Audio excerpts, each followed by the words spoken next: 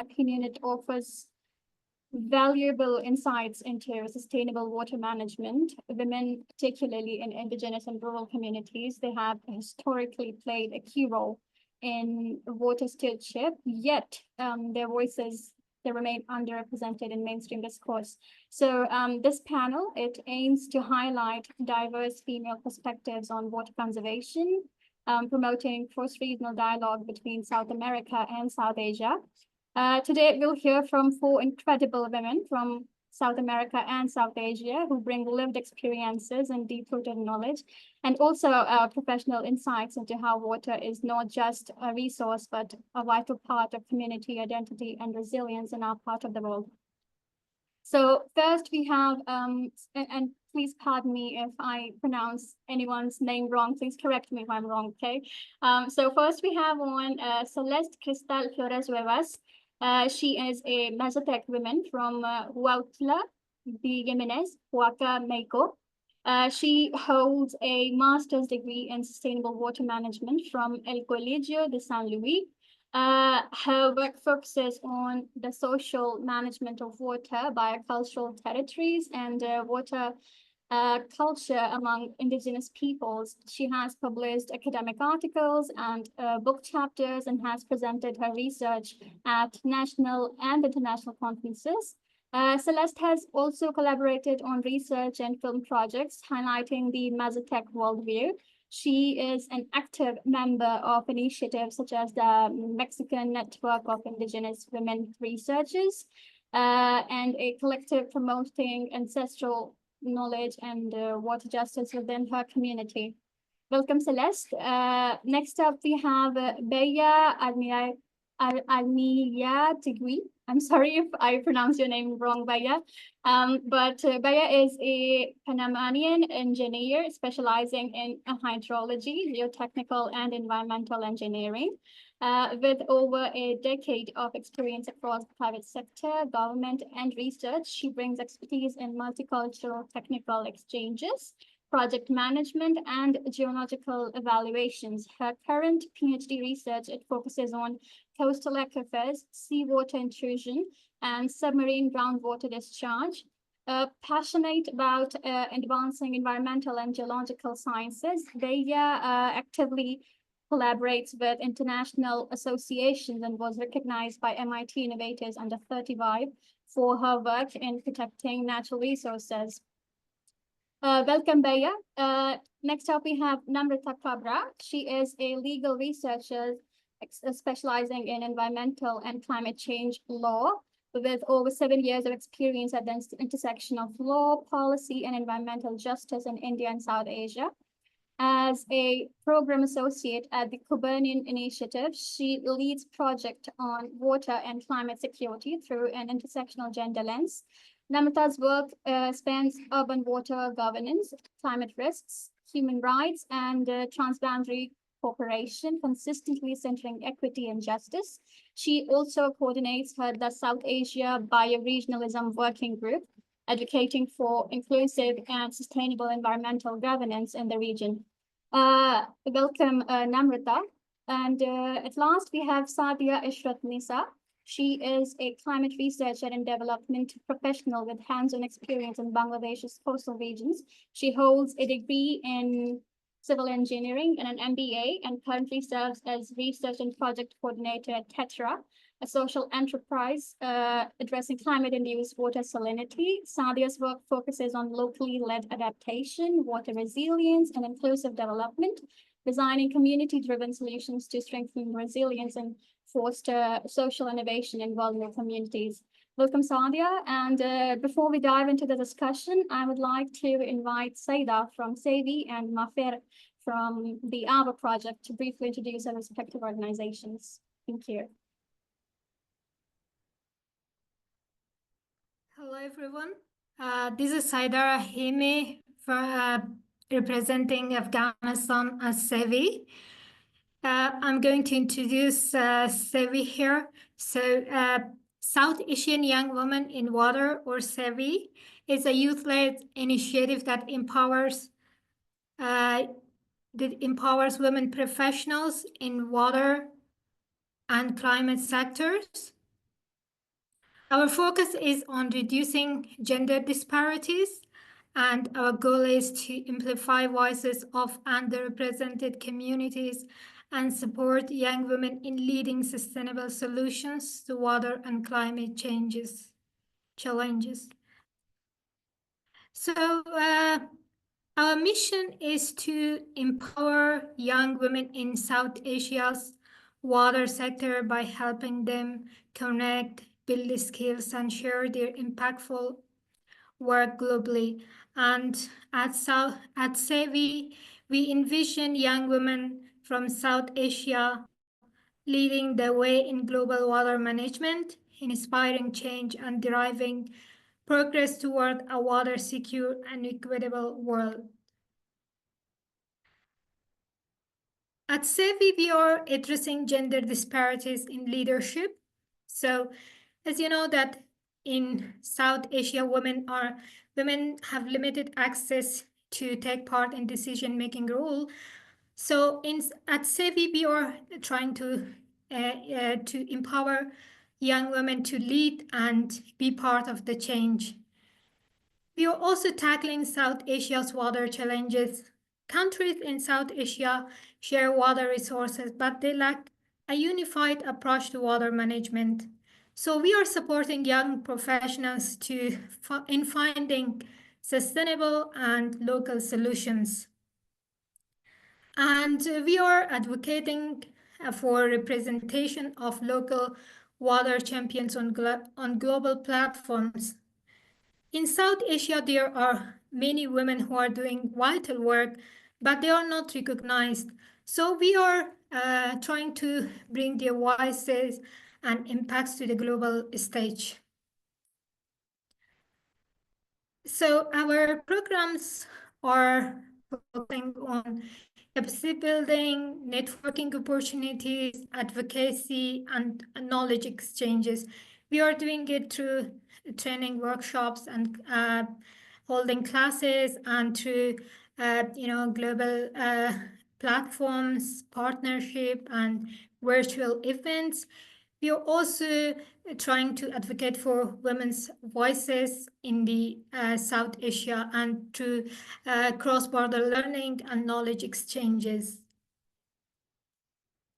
Our achievements are as below. We have engaged with World Bank and International Water Association, Young Professional Nepal to engage, and we engage with more than 300 youth in South Asia.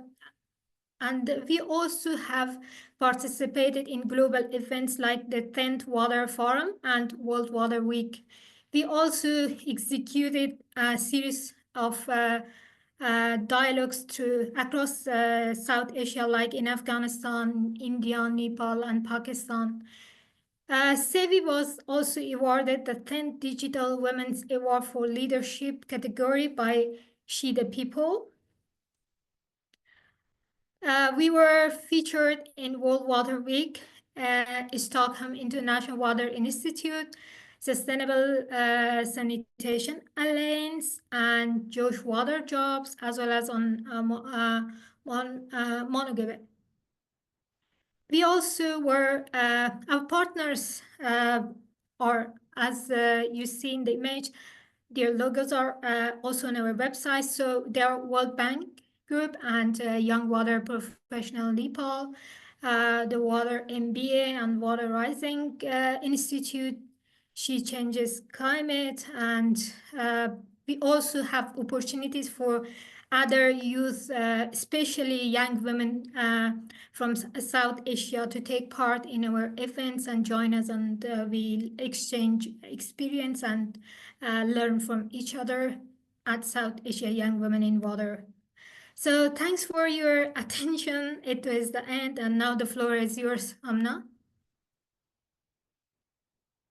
Thank you, Saida. I would like to now invite Mafer to introduce the AWA project briefly.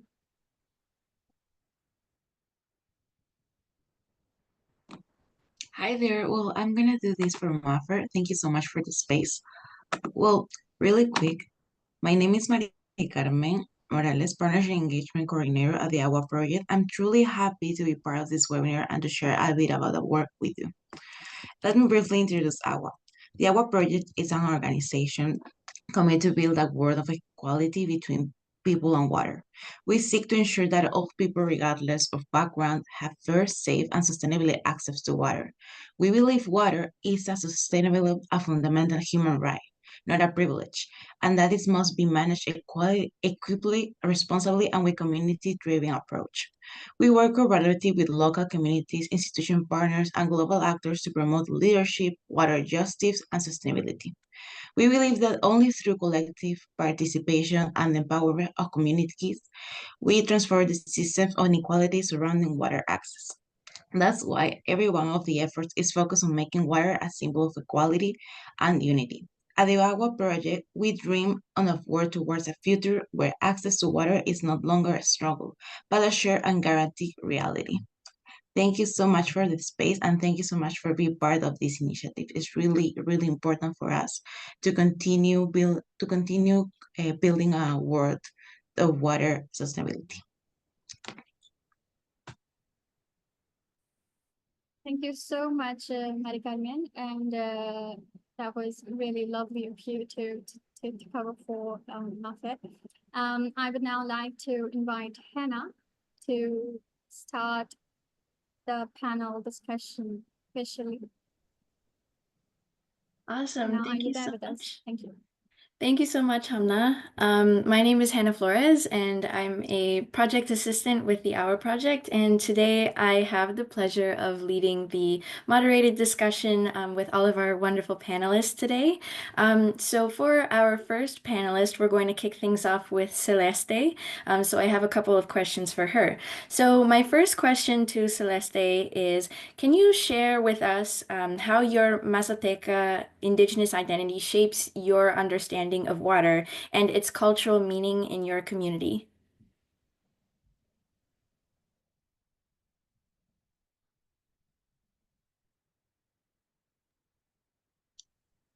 Hola, muchas gracias. Pues primero, estoy muy feliz de poder estar aquí con ustedes, con más mujeres que están haciendo pues un cambio a nivel mundial y estoy muy entusiasmada de poder compartir un poco de lo que es mi investigación y mi pueblo como tal, ¿no?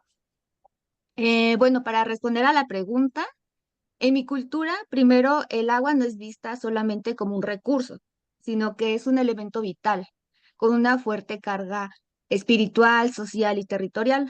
Como menciono en mis trabajos, el agua está ligada a nuestra cosmovisión, donde se concibe que todo lugar, ya sea manantiales, ríos, montañas, cuevas, tienen dueños o espíritus que la habitan y que merecen respeto. Desde niña crecí escuchando historias y relatos que involucran al agua. Por ejemplo, una de las más importantes está relacionada con la guardiana del agua mazateca, conocida como Chondabel, que nos cuenta que a través de su caminar y su llanto se dio origen a la configuración del territorio, de los manantiales, riachuelos y espacios sagrados en la región mazateca. Entonces, esta historia nos hace ver que el agua no es solo un recurso, es el origen de la vida, de los nombres de cada comunidad y de la memoria colectiva. También siempre hubo consejos compartidos en donde los adultos me hacían saber la importancia de cuidar el agua y los manantiales,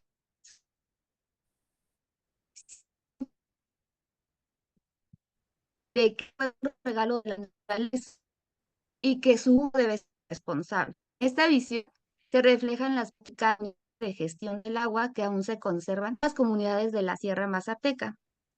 Entonces, a lo largo de mis estudios, al cursar la maestría, sentí la necesidad de retomar estos saberes, buscando resaltar esta visión del agua como parte del patrimonio biocultural de mi pueblo, mostrando cómo nuestras tradiciones, rituales y lengua están intrínsecamente ligadas al agua y que es urgente darles nuevamente el valor que se merecen. Estoy convencida que esta memoria colectiva con esta carga histórica puede ofrecer de manera muy sencilla caminos posibles para un futuro más respetuoso y equilibrado con la naturaleza y no verlos como algo del pasado, porque están vigentes en todos nuestros pueblos del mundo.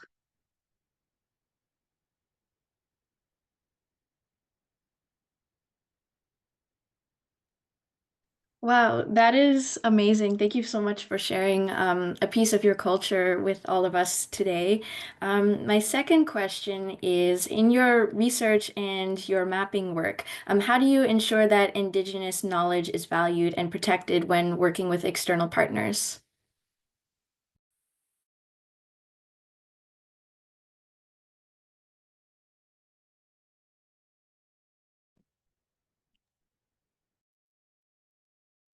Sí, bueno, está un poquito, creo que desfasado el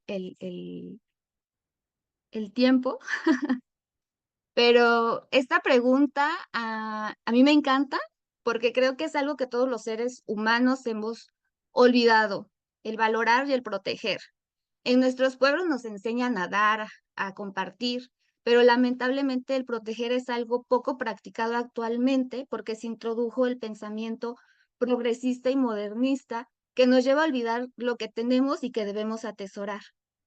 Siempre me he basado en hacer consultas a las personas de las comunidades a las que acudo, aunque sean mazatecas. Primero establezco un diálogo, manteniendo la escucha activa y solicitando permiso para llevar a cabo alguna actividad. Al utilizar la herramienta como lo son los mapas participativos, donde los miembros de la comunidad son los protagonistas en la representación de su territorio y de sus recursos hídricos, resalto y visibilizo su conocimiento para fortalecer ese sentido de pertenencia y su capacidad de tomar decisiones sobre su propio territorio. Entonces, esta herramienta es muy importante, principalmente con las personas adultas, porque crea entornos de reflexión entre ellos mismos. Y cuando trabajo con socios externos, establezco acuerdos claros que garanticen que el conocimiento de las personas a entrevistar o que se involucren en el tema se utiliza de manera ética y responsable. Esto implica que obtener el conocimiento libre, informarles por qué estamos ahí, qué se espera y si están de acuerdo antes de utilizar su conocimiento, también reconocer su autoría y garantizar que se beneficien de cualquier proyecto o iniciativa que se desarrolle y que regrese el producto final a la comunidad. Este último punto ha sido para mí un desafío porque muchas personas externas no están muy acostumbradas a regresar, entonces solamente colectan y no vuelven a nuestros pueblos. Mi objetivo es en la investigación y utilizar la herramienta de la cartografía, que sean herramientas para el empoderamiento de las comunidades, que les permita fortalecer su identidad y promover entre ellos sus saberes.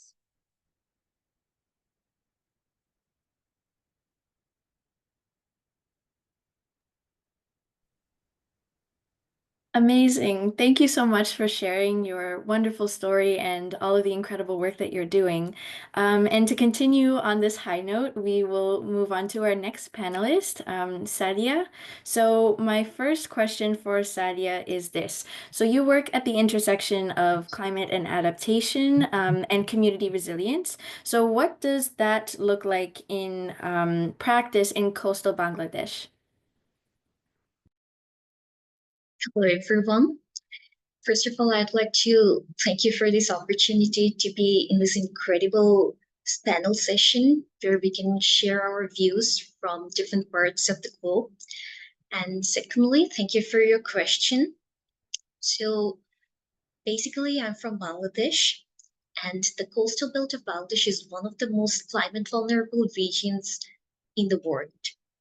And whenever we work at the intersection of climate adaptation and community resilience, it's very important that we don't emphasize on the technical solution only, but at the same time, for an effective adaptation, we emphasize on the voice of the community. So as much importance we give into getting to the depth of the problem, the similar amount of importance we give in hearing the voice of the community. So in coastal belt of Bangladesh, around 43 million of people are suffering due to the scarcity of safe drinking water. And the climate change impacts and the geographical location of Bangladesh has only gonna make it worse in the coming years. So the salinity intrusion is only gonna increase. And in this situation, not the overall population is gonna be impacted uniformly. There are population spurts which are going to be disproportionately impacted due to the impact of salinity in drinking water. And that disproportionate impact comes down to women. Women in Bangladesh are the primary persons who have the responsibility of collecting water. So in our country, around 90% of the women have the responsibility of fetching water for their households. And for this, they get to work to very distant places. So whenever we try to make solutions for climate issues, we take into account about the population who are most impacted. And in our coastal belt, there is women who have to travel long distance and stand in long queues for hours, which impact them in short run and even in the long run, with several health impacts. And even young girls miss out their opportunities in education due to limited hours only when they can fetch water from certain locations. And there are even stories of gender violence in the way to travel for collecting water. As a result, when we get into formulating a solution for such community, we take into account all these factors. And so we put women at the center of our solution. So at JETRA, whenever we go to the coastal belt of Bangladesh for setting up any water treatment plants, we make sure that we empower women in our model. And we train local women as micro entrepreneurs. So whenever we set up a plant in the coastal belts, we make sure to choose a woman from the community who will be our micro entrepreneur and will manage the plant. And even they get a certain amount of commission from the water sales that is made. So as much focus as we put into the technological innovation, the same amount of care and depth of our research we put into the vulnerable focus points who are most impacted. So that's what we feel is most important while working in the field at the intersection of climate adaptation and community resilience. And an effective adaptation occurs only when we take into account the vulnerable portion of the community who are being most impacted and turn them into an empowering voice instead of they suffering disproportionately due to the issue of saline water. So that's how it is in practice through our work at TETRA in coastal Bangladesh. Thank you so much for that response. I think everyone in the audience can already tell how inspiring all of our panelists are. So with that, I have another question for you. So how do you approach building trust and collaboration with communities in your work with TETRA? I know you just mentioned TETRA just now. Yeah, that's a very interesting process. So whenever we set up a plant or we go to a community for setting up a water treatment plant or any such activities, we don't assume that we are gonna gain trust just by going towards them and telling them that we have come up with a solution for your issue. What we do is we engage with the community. We go to the field, we try to connect with the community, we start to hear from them about their issue. And through our efforts, they try to feel at one point that we're a part of their community and we're understanding their pain points. So whenever we focus on a community we want to serve, we perform extensive door-to-door interviews, courtyard sessions, and even informal dialogues to realize what are the issues they're going through, how the salinity in drinking water is affecting them. And we often hear about several stories from them, like there are issues that their children are having diseases very frequently. They can go to schools due to being sick for consuming saline water, and young teenagers keep on missing schools due to the responsibility of collecting water. And women have to rise up very early because whenever there are centralized plants, those plants are very far away from the marginal communities, and they have to travel a long path, and they have to wait a huge amount of time in the long queue. So from this points, we do understand that we need an automated solution, and we need a solution where they can access 24/7 to safe drinking water, not just for 3 to 4 hours at some centralized plants, which is operated with manpower at hours when it's not convenient for the women. So what we do is we hear from the community and we co-design our solutions. For example, in the last mile of coastal belt, water ATMs are not seen that easily. But with Tetra's efforts, whenever we set up a water treatment plant, we pair it with a water ATM. As a result, what happens is young girls no more need to miss their classes because they have the option of collecting water whenever it's convenient for them.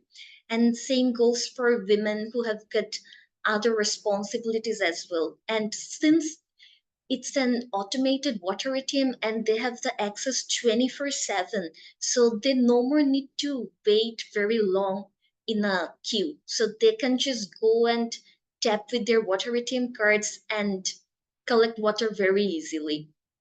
And this is the reason, since we go to the community, we hear from them, we don't impose any solutions from our side. We don't want to put pressure on the community with any such take that is going to get heavier on them.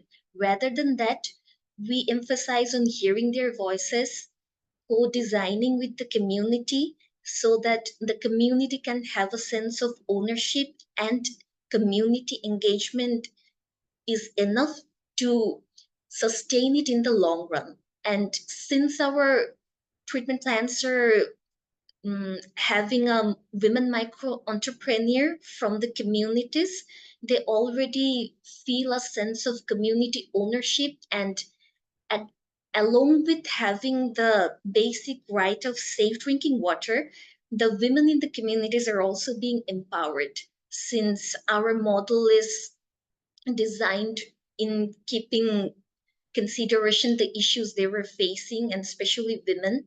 So whenever we go into a community with this approach, that we don't push any technology from our side, but we hear from them and co-design, then there is a sense of trust that builds up very naturally, and thus comes the collaboration. And this is how they have been trying to set up water treatment plants in the coastal belt of Bangladesh, so that we can impact the people of the coastal belt with the basic right of water, and they can have water security and have access to water 24/7 whenever they want, and no women in the community is deprived of their other opportunities due to the overburdening responsibility of collecting water. Amazing. Thank you so much for sharing again, and thank you so much to all of our wonderful panelists. And to move on to our next panelist, we would like to introduce Bea.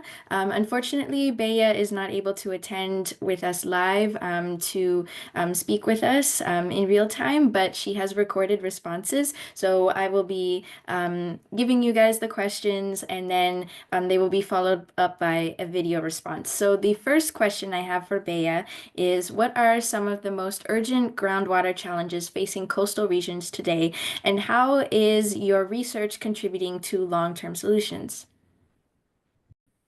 Hi everybody, thank you so much for considering me for this conversation. It's an honor for me to share space with all of you and to have this important conversation about the perspective that we have about the water systems and how we are managing them. To speak about the main challenges in the coastal regions, we have to understand that many of the most populated cities or regions in the world are located in coastal areas. And why I mention this is because this is a sign, an important way to understand that we are highly dependent of the marine systems. Because of this, the way that we are confronting these situations of needs or demands that we have with them is complex. We have a social, economical, and political perspective that is complicated additionally because the regional context or the local context. Plus that we have to understand that when we are speaking about coastal regions, we have environmental situations that can be understanding in two different systems. And this is an important concept. When we are studying these systems, we have to understand the land and the ocean or the sea. So the way that the things are happening in both is completely different. And the integration of them is extremely challenging, including in the research work. So about it, taking in consideration that regionally speaking, we have more or less the same challenges. We can speak about the climate change, for example, and the effects like the rise of the sea level. We can mention too that additionally to this effect, we have the coastal erosion. Many regions in the world are losing territory and others are increasing the territory in the sea. These are different perspectives about how is this working. Plus to this, we have extremely high in many regions urban development. This is associated too with the increasing of the tourism in many of these regions. We can mention the Mediterranean systems or the Caribbean systems that are highly demanded in some periods of the year and others in all the year, depending of the entrance of different, touristic activities, seasonal activities too. Considering all these things, many of our governments or states, they have big challenges in the way that they are applying the coastal management and governance. And considering that we don't have particular research in many of these regions, we have a biggest challenge that is associated with the integration of knowledge of other regions in other contexts, in other conditions, with other parameters or whatever, in the way that we are managing our own coastal regions. And this is something that happens in Latin America, particularly speaking, where we have a lack of knowledge in many of our regions. I'm from Panama, and Panama have coastal everywhere in the Pacific and the Atlantic, so coastline. So for us, it's normal to see this sea, but we are taken by granted that it's okay. It's really complicated to understand the situation that is happening there because we are not doing particular research in these coastal areas until we have a really important problem that we want to solve. So the investment in research and the academy it's not something that happens in an equitative way in different parts of the world, particularly in Latin America. So considering this, my research is focusing on understanding what is happening in this frontier, in this borderline that is between the land and the ocean.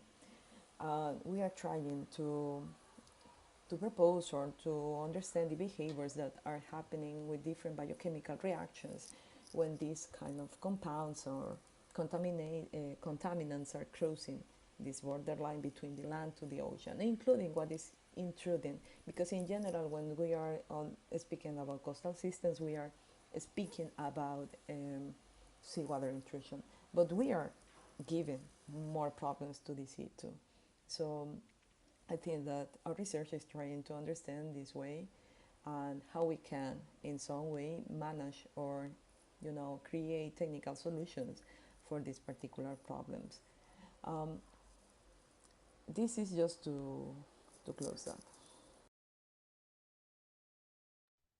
Amazing. Thank you so much to Bea for providing these responses for us so that she can still be a part of the conversation. She's actually currently doing fieldwork for her PhD, which is why she couldn't be with us live. So we really appreciate her being able to still be a part of this webinar. So for the second question, how can technical fields like engineering better incorporate local or community knowledge, especially in environmental projects?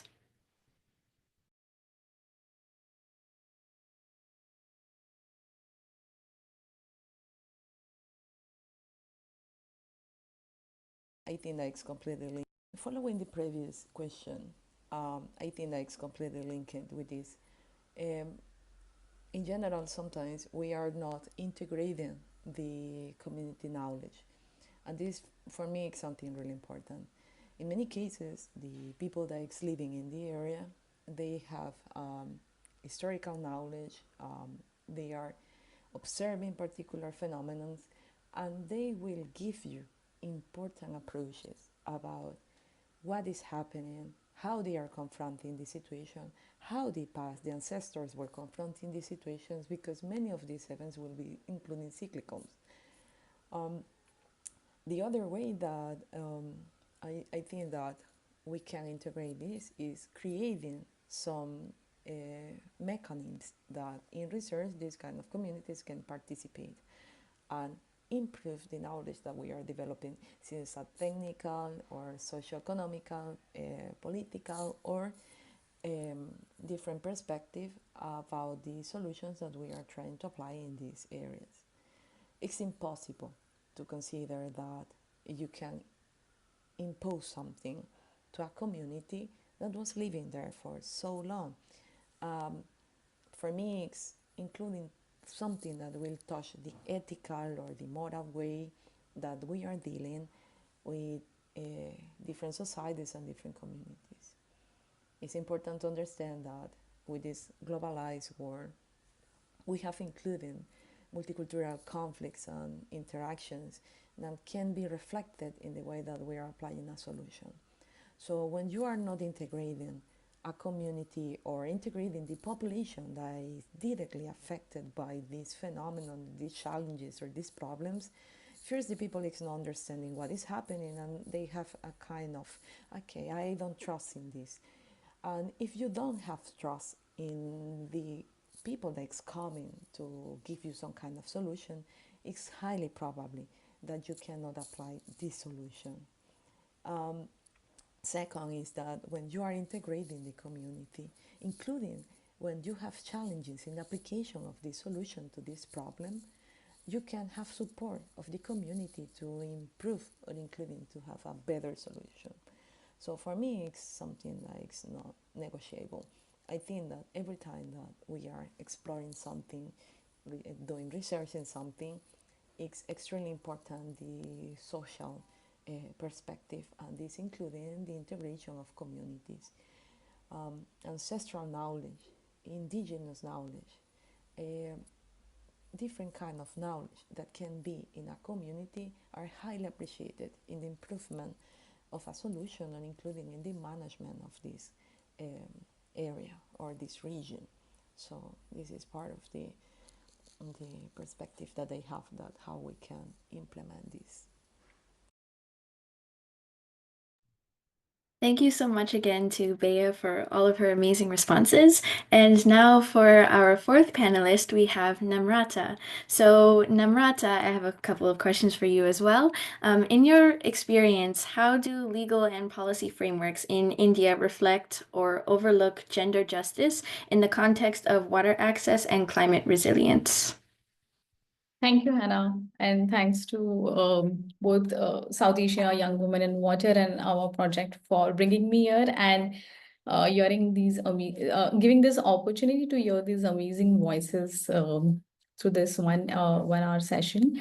Uh, I think I'll just begin by saying that the benefit of going last is a lot of context is already set for you, and just want to say that I come from India, which I think I said this before also, but it's a uh, multitude of continents within one country. And then I kind of resonate all the different issues that my co-panelists have shared from different parts of the world, let alone Bangladesh being our close neighbor. So I really agree and appreciate all the points that have already been put forward. But in terms of legal frameworks, coming very uh, pointed discussion towards it, within India, if you look at it, there are two sorts of frameworks in terms of water. One are the water laws that look only at the water at a resource level. And those laws have been in place from very many years, from like 60, 70 years ago. And these laws and policies, which include national water policy, water pollution laws, groundwater laws, all of them are very predated in that sense and do not have gender integration. I would say they are completely gender blind. Because at that time, probably this issue was not studied enough or not recognized enough. And it was, the perspective of looking at water laws was only through water as a resource, and now not how it interacts with different kind of communities and how it is actually used by different people, and also how it impacts differently to different people. Uh, so those laws have been gender blind by then, but as we have moved forward and progressed, especially when climate change laws and policies started coming in India, especially which started from 2008, there has been more and more integration and understanding and recognition of how gender is differently impacted. I think Sadia has also spoken about it, not just differently, but disproportionately impacted also. And then those impacts vary across different states, across different parts of the country, sometimes even across a single city. The difference between a low income settlement versus a high posh kind of an area within a city, also you could see those differentiated impacts. So those policies have started integrating gender in terms of understanding that there is a differentiated impact and something needs to be done. But I would say they are still at the level of acknowledging and still considering women as victims of climate change or victims of lack of access to water. There still needs to be a transformative approach that looks at women as agents of change. Some examples have been coming up, and I'm speaking only at the policy level at the moment. I'm not saying what happens on the ground. On the ground, a lot of the things are very different from what is happening at policy. But at policy level, again, some interesting examples like Women Water Champions program. There is the recent one called Nari Shakti Se Jal Shakti, which means that women's power leading water power, or women's role in water power, which is a particular program which is looking at women doing 1,600 women being trained for doing water testing or water quality analysis, which otherwise is a very so-called men's role to do this kind of scientific kind of analysis. So some changes are happening, I would say, but in the large scheme of things, there is still a long way to go. We have now probably moved from gender blind to gender aware, and slowly towards a gender sensitive stage where we are starting to recognize and implement some of these projects and policies. But there is a long way to go to become more gender transformative, where women's voices are heard right at the upfront and not as an afterthought. And women are not just victims, but decision makers of the resource. And the good part about it is that all of these, both water laws and climate change laws, are very flexible and continuously evolving as we move. Therefore, we see that there is an opportunity for integration, and yeah, that is what gives me hope as a researcher to continue working and documenting some of these evidences to bring into that space. I could stop here, but otherwise, yeah. Thank you so much. Again, very insightful. I feel like our entire audience has learned so much from all of our panelists. So thank you. And my final question for you would be, how do you apply intersectionality in your research and policy work on environmental governance, particularly when it comes to including women from marginalized communities?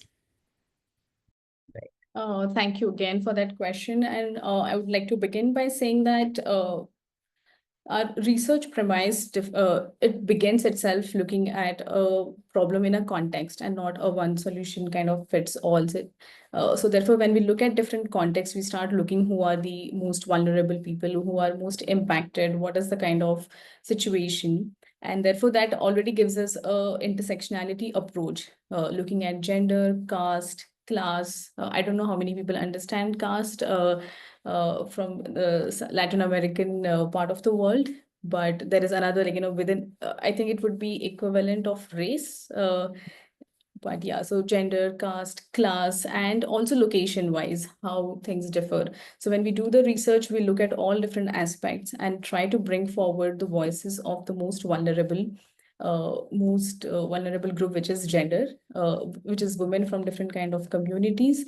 And very categorically and strategically, we have thought of using terminologies like gender and inclusivity in our research, which then becomes broad categories.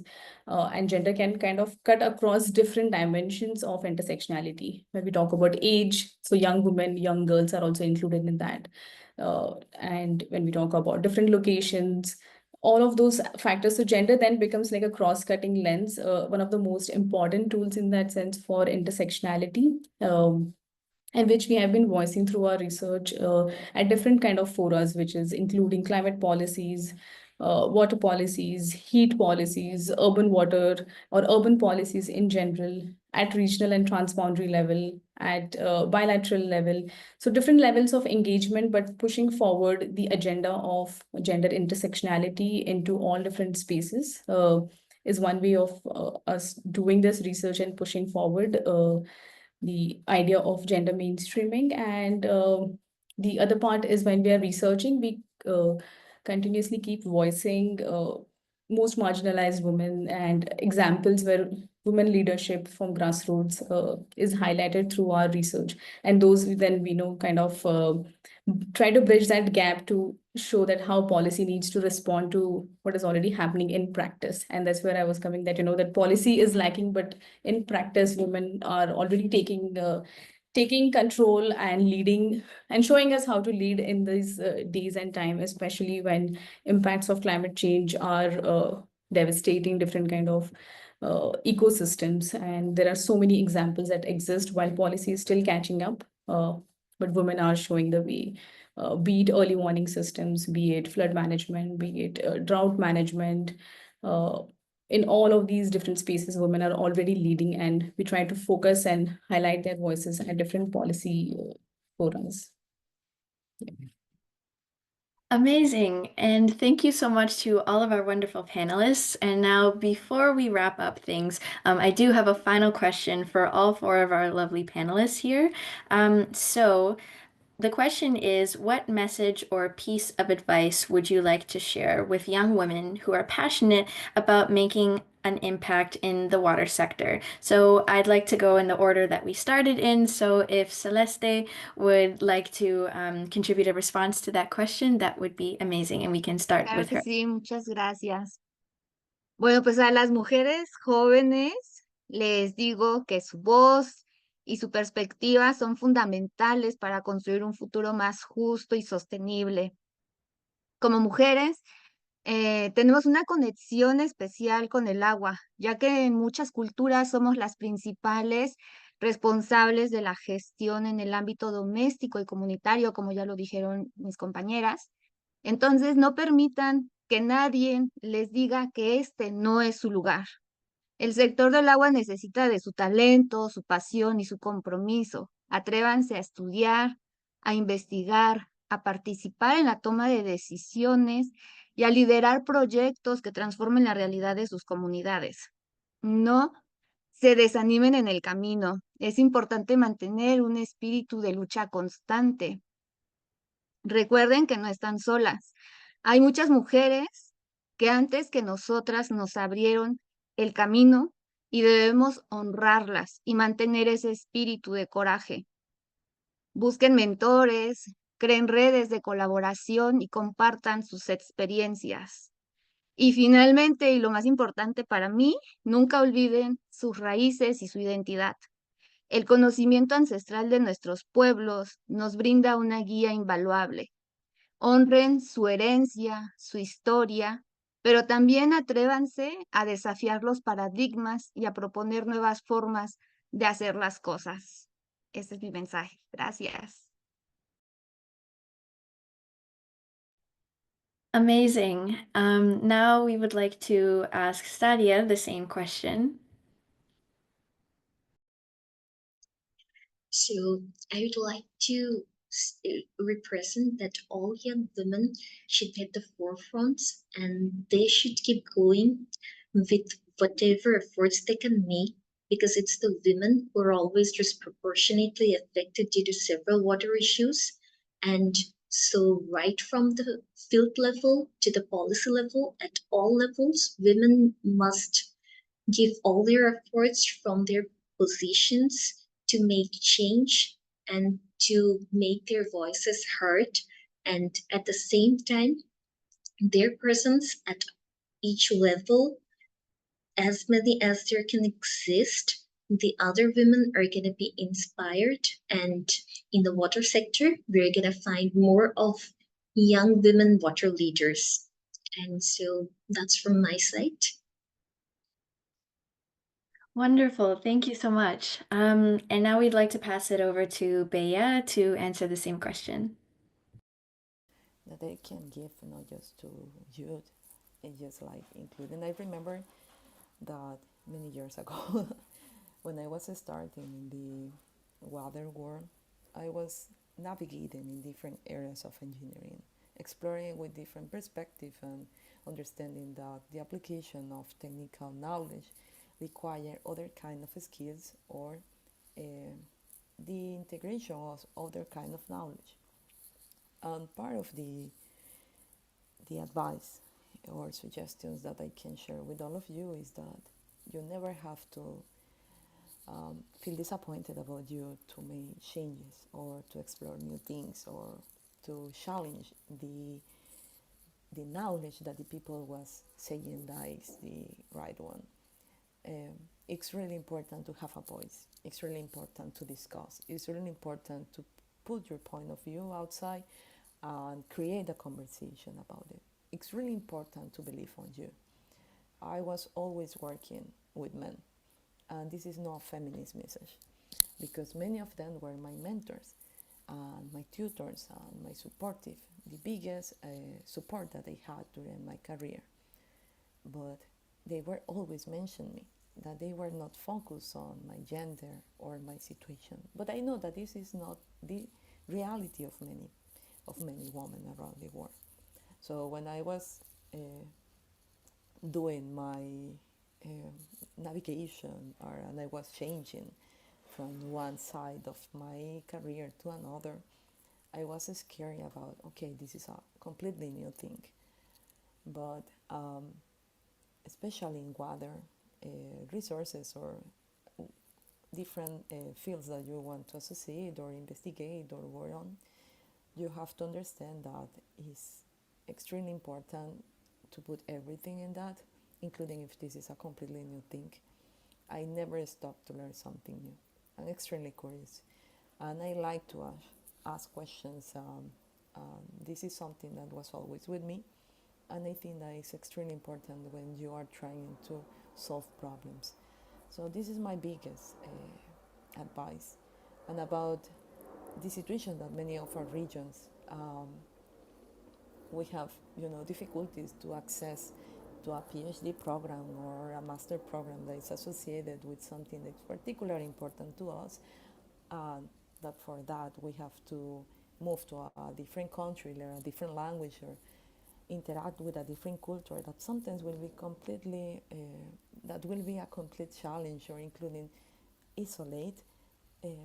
I will suggest that always focus on you, that what are the important things in this new path that you are taking. So this is my personal experience. This made me feel really proud about my failures and my achievements, that I learned a lot about it. So it's part of the work. See if you want to be part of this system of people that is trying to solve the problems associated with water. Thank you. Wonderful. And for our final response, we'd like to ask Namrata to chime in. Thank you, Hannah. Firstly, I'm always very excited and happy when I get to know that more women or more young people are interested in bringing about change and getting into this space. So I hope a lot of our participants today who have joined would consider that. And also, this panel itself, I think, shows that the spectrum through which you can bring change at so many different levels. You could be bringing change at a community level or at policy level, at research or technical level. There are so many possibilities.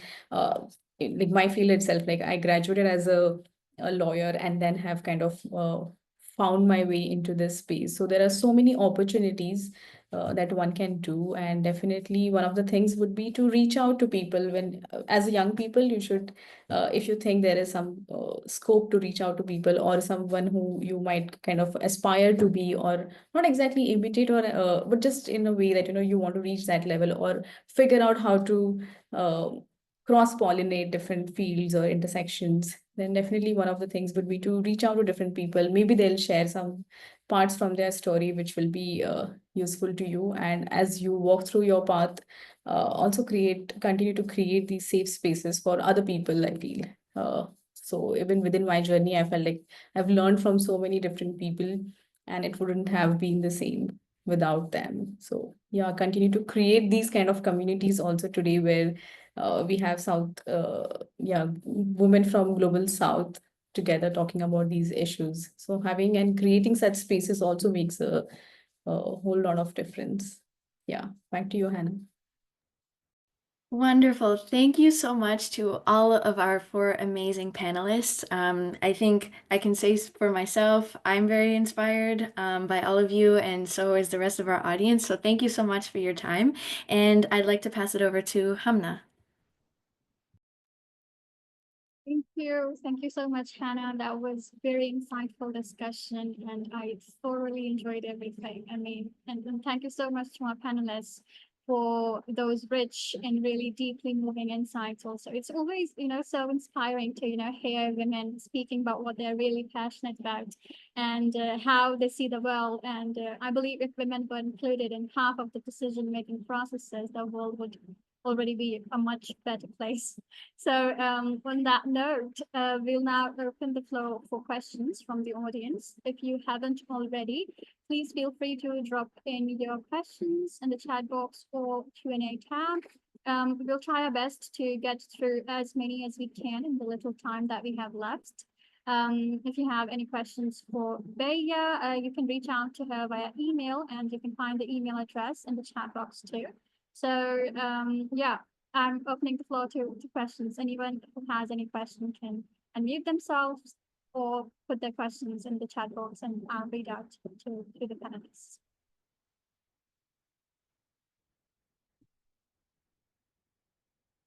Okay, Meghna, go ahead, please. Yes, thank you so much. It was really, really inspiring. And as Namrata put it so aptly, that today we got the opportunity to hear from women not across the global South, but also from various sectors within the water sector. And my question is sort of an open-ended question to whoever would like to take it. Is we in today's conversation, we are catering to a very niche topic, which is women's representation. So as you yourself, all of you are women, what are some very typical challenges that you had to face, and how did you get over that, or you proposed a solution to your respective organization? I think it can leave us on a very inspiring note. to hear something from your own personal journey. Thank you.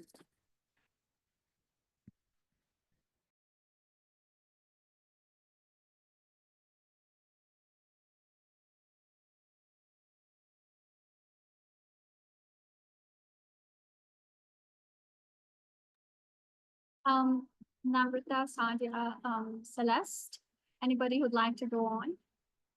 I invite anyone who would like to answer Meghna's question.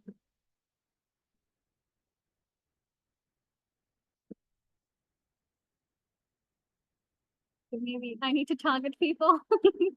Okay, I'll try if that's okay. In terms of challenges, I think especially the water field is more receptive, definitely for women. Unfortunately, it also is because of the stereotype that women are supposed to be working in water. So some of the times you have to break that stereotype and also kind of justify to people. I think even Bea had to do that when saying that, this is not a feminist message because, yeah, somehow, unfortunately, you have to clarify that to people that this is not a feminist argument. Well, technically it is, and there's nothing wrong with it being a feminist argument. But these kind of, some stereotypes do continue to happen. And for all my co-panelists and colleagues working on the field, yes, there are certain challenges that as a woman you face because, you're not just thinking about your work, but you're also thinking about your personal safety. And yeah, I think some of those challenges, and that somehow sometimes hinders, maybe it impacts the project cost and so many other factors, and probably it would impact your research as well, that you have to limit your research. So some of those challenges do exist, but largely in terms of getting into the space, it's more than welcome for women. And in fact, as I said, it's kind of a stereotypical thing to do as well, or looked up at as.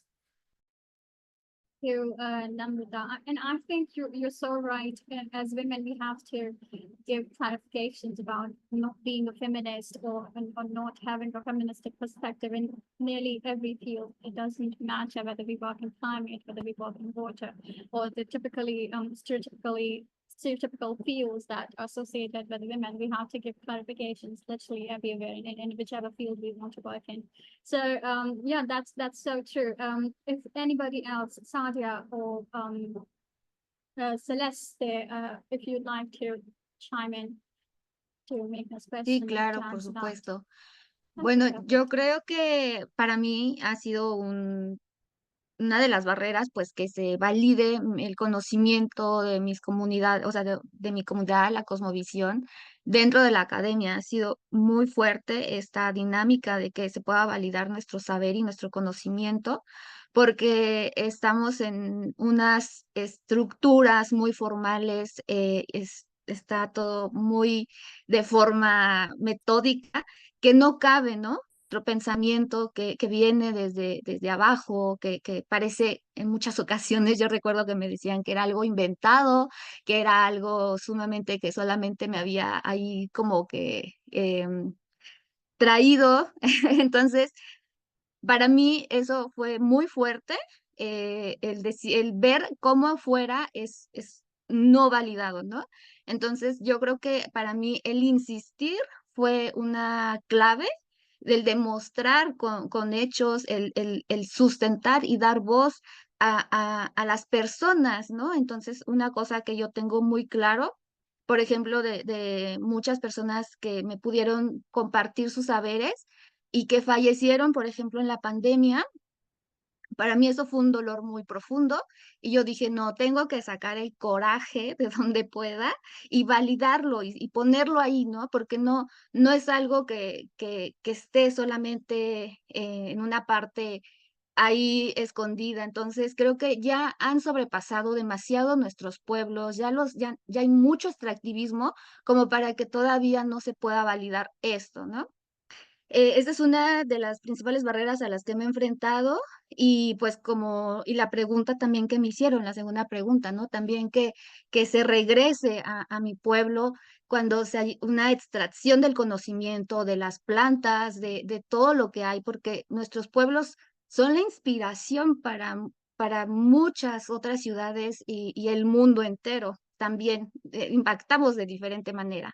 Entonces, esa también es otra gran barrera que pues solamente, como lo dijeron, siendo claros, insistiendo, nuevamente voy a eso, puedes hacer un cambio al interior. Entonces, pues ese es mi mensaje. Y también quiero felicitar a todas las mujeres, a las mamás. Hoy es Día de las Madres aquí en México y pues muchas felicidades también si hay alguna aquí que es mamá, pues muchas felicidades y principalmente a la mía.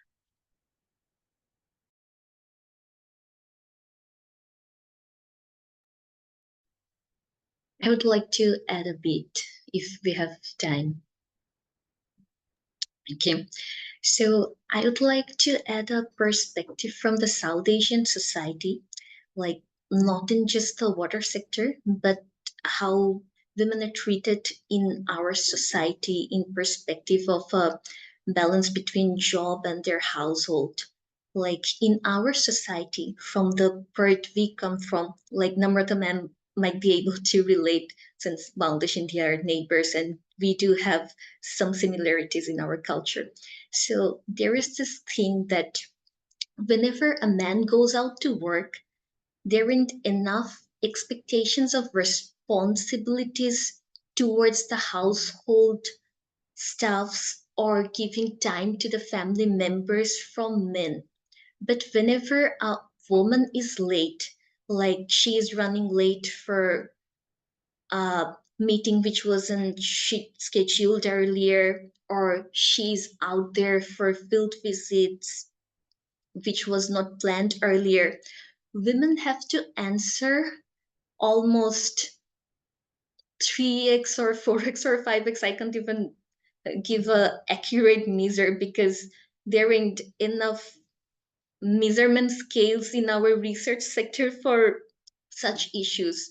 No matter how much we try to validate this stuff through research work, but the actual scenario that we as women feel in our society, that the amount of pressure and like the mention of Mother's Day, like in our society, whenever a woman is working, I'm talking about South Asian society particularly, the amount of expectations the society sets from women, there ain't the equal amount of expectation from men. Like when a woman becomes mother, even if she's in the leadership position in some very well-renowned organization, she'll have to answer to the society for being loyal to her job, even though that's also a part of her responsibility as much as is her personal life, giving time to her children or her family. So it's not specifically related to the water field, but what I felt like, since here is a wonderful panel of women speakers and audiences as well in our today's session, many women might be able to relate to this perspective that we often face from our society, where men do not have to answer the similar questions that we do have to answer. And the amount of stuffs or the amount of thoughts we have to put regarding if we're going to be safe out there at night and such expectations. So that's something which I wanted to add from my personal perspective. But yeah, like Namrata ma'am addressed, that young women should reach out to other people out there, and especially other young women or women at leadership roles, because what I feel is women are the ones who are able to relate to the perspectives and circumstances that we go through, and they can be the one to shed light to the young women out there, that how can they make their voices heard and do enough for the society without having to answer for whatever job responsibilities they have. That's all. Yeah, no, thank you so much, Sandra. That's such an apt response, and thank you so much. It was a great discussion, and thank you all for your engagement. As we come close, because Namta has to leave soon, so we need to, and we are past the time that we allotted for this webinar already. It was such an amazing discussion that I didn't feel like, stopping anyone. And as we draw close to the end, I just want to extend a heartfelt thank you to each of our speakers for sharing your powerful experiences and your knowledge, and also to our audience for your time and curiosity and questions. I think today we heard about how indigenous and traditional water practices have sustained communities for generations, and how women continue still to be the backbone of water stewardship, and how fostering of collaborations, especially in the global south like ours today between South America and South Asia, how these kind of collaborations can open up new ways of thinking about water justice. And if there's one thing to really take away from today, it's that sustainable water solutions must be rooted in both local knowledge and inclusive leadership. And without, I think, returning to the wisdom of our elders, who not only sustained themselves, but also thrived for centuries, we can't make headway in sustainability science. So we hope that this dialogue was just the beginning, and we hope that we continue supporting each other's work, collaborating across borders, and amplifying the voices of women leading the way in water conservation. And thank you again to our partners, the AWA project, the team at SAYWiW, South Asia Young Women in Water, and each of you who joined today. Take care, and see you next time.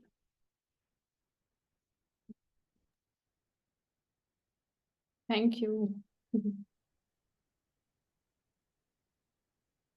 Bye, everyone. Muchas gracias. Thank you. Muchas gracias.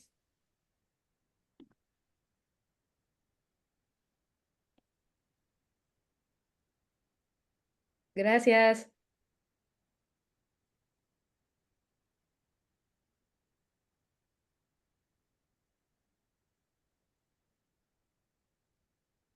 Okay, thank you, everyone. I'm gonna start closing the Zoom, but thank you. I just wanted to say thank you again. Thank you. I'll stop the recording. So thank you so much. Thank you. It was